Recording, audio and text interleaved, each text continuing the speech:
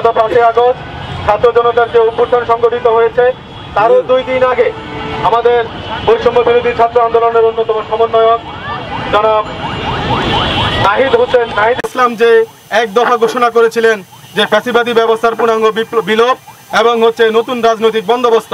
কিন্তু দুঃখজনক হলেও বলতে হয় 5 আগস্ট ছাত্র জনতার বিপ্লবের পর এই বিপ্লবের যারা রক্ত দিয়েছে তাদের রক্ত শুকিয়ে এখনো যায়নি। এখনো শহরে শহরে দেয়ালের যে বিপ্লবের গ্রাফিতিগুলো আছে সেগুলো এখনো দৃশ্যমান, কিন্তু আমরা সেই বিপ্লবের চেতনা ভুলতে বসেছি। আমরা এখনো নির্বাচনের কথা শুধু বলছি, রাজনৈতিক দলগুলো সেই বিপ্লবের যে বয়ান সংস্কার সেই বিষয়ে তারা নজর না দিয়ে শুধুমাত্র একটা নিছক নির্বাচনের বয়ান দিচ্ছে সমস্ত জায়গায়।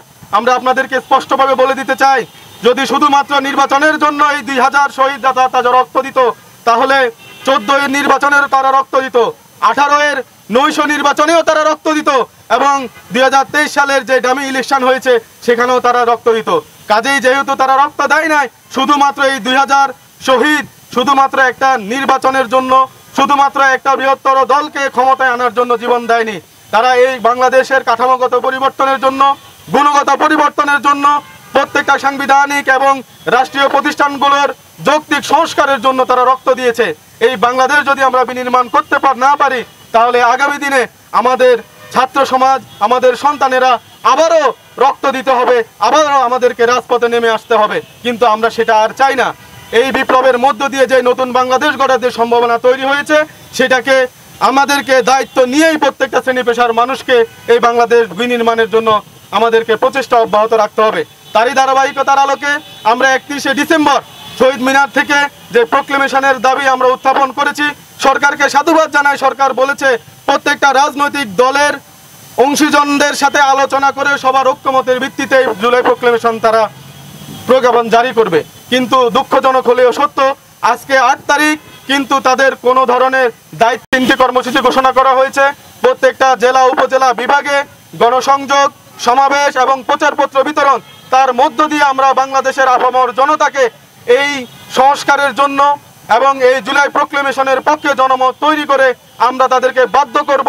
অচিরেই এই জুলাই প্রোক্লেমেশন জারির মাধ্যমে শহীদদের রক্তের স্বীকৃতি, আহতদের আত্মত্যাগের স্বীকৃতি এবং এই জুলাই গণ অভ্যুত্থানের যে সকল অংশীজন আছে তাদের স্বীকৃতি। আপনারা দেখেছেন, আমার পূর্ববর্তী বক্তা বলে গিয়েছেন, বিপ্লবের এখনো 4 মাস অতিক্রান্ত হয়নি, এখনো জায়গায় জায়গায় বৈষম্য বিরোধী ছাত্র আন্দোলনের যে সকল সংগঠক সমন্বয়করা রয়েছে তাদের উপর অতর্কিত হামলা চালানো হয়েছে, কারো উপরে গুপ্ত হামলা চালানো হচ্ছে এবং কাউকে কাউকে বিভিন্ন প্রশাসনকে বাধ্য করা হচ্ছে তাদেরকে গ্রেপ্তারের জন্য।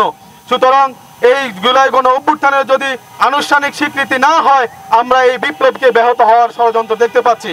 সুতরাং এই বিপ্লবকে সমুন্নত রাখার জন্য, বিপ্লবের চেতনাকে যথাযথভাবে বাস্তবায়ন করার জন্য, আগামীর বাংলাদেশকে তরুণ প্রজন্ম যে স্বপ্ন দেখছে সেটাকে বাস্তবায়ন করার জন্য জুলাই প্রোক্লেমেশনের আনুষ্ঠানিক ঘোষণা হওয়া জরুরি এবং সেটা করতে হবে।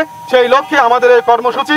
আপনাদেরকে আহ্বান জানাবো, প্রত্যেকটা পাড়ায়, মহল্লায়, ইউনিয়নে, উপজেলা, জেলা এবং বিভাগে, প্রত্যেকটা মহানগরীতে জনগণের সাথে কাঁধে কাঁধ মিলিয়ে জুলাই প্রোক্লেমেশন জারির পক্ষে জনমত তৈরি করতে হবে এবং সরকারকে এবং অপরাপর রাজনৈতিক দলগুলোকে যেন এই ঐক্যমতের ভিত্তিতে জুলাই প্রোক্লেমেশনটা জারি করতে বাধ্য হয়, সেজন্য আমাদেরকে যা যা করতে হয় সেটা আমরা করবো ইনশাল্লাহ।